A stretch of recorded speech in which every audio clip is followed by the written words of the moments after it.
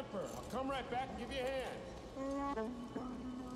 Chewie was actually the first voice that I was hired to work on back when Star Wars was just in a script stage.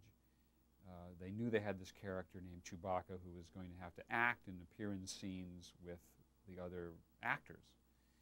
And the question was, what would he sound like? He's not going to speak English. He's going to speak some sort of alien animal type of voice. It's supposed to be an intelligent language, but not English and not German, not French, not something we'd really recognize. It had to be something made out of animal sound.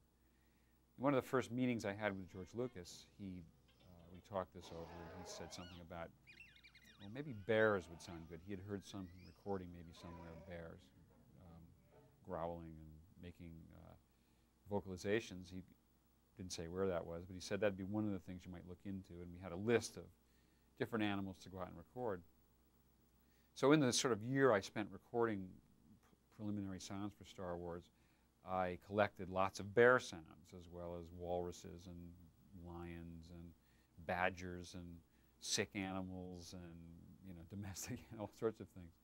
And out of all these recordings, you could extract little bits of sound, little grunts and moans and ugs and args and purring sounds, whatever it might be. And I collected and put all on one tape, essentially, all these sounds which I thought had emotional feelings associated with them. You play this sound, it sounded affectionate. You played this other sound, it sounded angry. And in that manner, I kind of had these categories of little sounds that each had an emotional tone associated with it. So I began cutting those together to try to get a sense of speech out of Chewie, and to also get something that would work well with the way his mouth moved. He didn't have articulated lips. He could basically open and close his mouth. So you also needed to create a sound which would be believable as coming from a mouth which was operating like his did.